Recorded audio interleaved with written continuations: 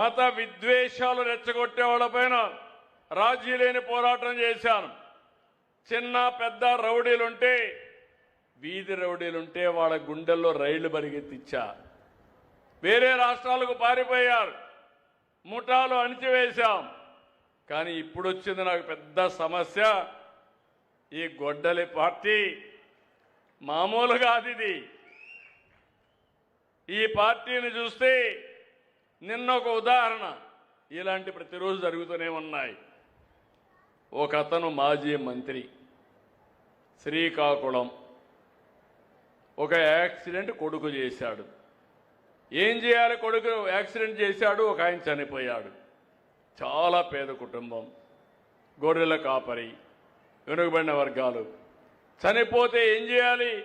ఆయన్ని ఆ కుటుంబాన్ని ఆదుకోవడం, హాస్పిటల్ తీసుకుపోవడం ఇవి చేయాలి. చెయ్యకుండా ఆయన తప్పించుకోవడానికి సీసీటీవీ కెమెరాలు అన్నీ ఉన్నాయి నా దగ్గర. ఇప్పుడు ఎవడైనా తప్పు చేస్తే ట్రాక్ చేయడం సెకండ్స్ లో పని తప్ప ఎవడూ తప్పించుకోలేడు. ఆ విషయాలు గుర్తుపెట్టుకోవాలి. మేనేజ్ చేసేసి వాళ్ళకి డబ్బులు ఇచ్చేసి వేరే వాళ్ళపైన కేసు పెట్టేశారు. అంటే ఒక నేరాన్ని తప్పించుకోవడానికి ఇంకొక నేరం.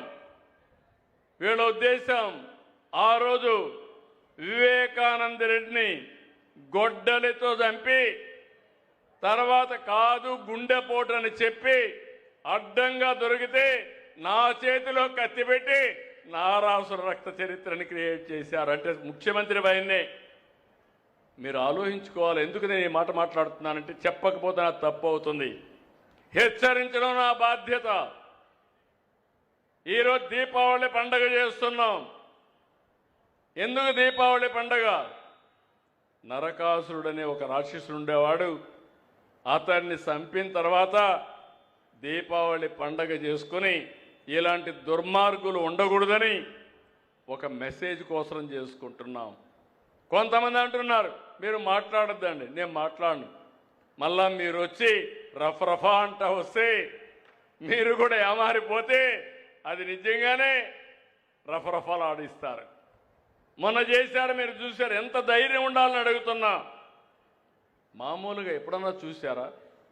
పోస్టర్స్కి, కటౌట్లకి పొట్టేళ్లు తెగలేసి దాన్ని తీసిపోయి రక్తాన్ని చల్లే పరిస్థితికి వచ్చారంటే ఏంటిది? నా జీవితంలో 48 ఏళ్ళుగా ఎప్పుడు చూడలేదు, చూడాలని కూడా ఆలోచించలేదని చెప్పి కూడా నేను మీకు తెలియజేస్తున్నా. అందుకే మిమ్మల్ని అందరినీ జాగ్రత్తగా ఉన్నా నేను. నిన్న గుంటూరులో ఒక విషయం జరిగింది. ఆ విషయం కూడా చెప్పాలి.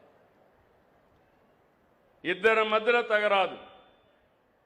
ఆ ఇద్దరి మధ్యలో ఉండే తగరాదుని ఒక తెలుగుదేశం పార్టీ కార్యకర్త ఉపయోగించుకొని వేరే వాళ్ళని, ఈ ట్రాన్స్జెండర్ ఉంటారు వాళ్ళు పంపించి ఒక మహిళ బట్టలు ఇప్పే పరిస్థితికి వచ్చారు.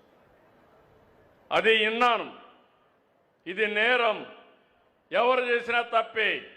ఇమ్మీడియట్గా అతన్ని పార్టీని సస్పెండ్ చేయడమే కాకుండా అరెస్ట్ చేయమని ఆదేశాలు ఇచ్చానని మీ అందరికీ ఇన్ఫర్మేషన్ ఇస్తున్నా. అక్కడుండే ఆఫీసర్లు కూడా ఉదాసీనంగా ప్రవర్తించారు. వాళ్ళు కూడా ట్రాన్స్ఫర్ చేయమన్నా. చట్టాన్ని ఏ వ్యక్తి కూడా తన చేతల్లోకి తీసుకోవడానికి వీలు లేదు. అది నావాడైనా పరవాయుడినా ఎవరైనా ఒకటే. ఈ విషయాన్ని గుర్తుపెట్టుకోవాల్సిన అవసరం ఉంది.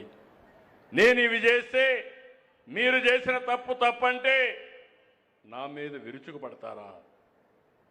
అది జరగనీయం. Law and order కాపాడుతాం. మా ఆడబిడ్డల మానానికి శీలానికి రక్షణగా ఉంటా. ఇప్పుడే ఆమె ఇస్తున్నా. ఎవడైనా ఇలాంటి తప్పుడు పనులు చేస్తే ఎవడిని వదిలిపెట్టనని మరొకసారి మీ అందరికీ విజ్ఞప్తి చేస్తున్నా. ఇక్కడికి వచ్చినప్పుడు సుపరిపాలన, ఈ విషయం కూడా ఒక 5 నిమిషాలు నేను క్లోజ్ చేస్తాను.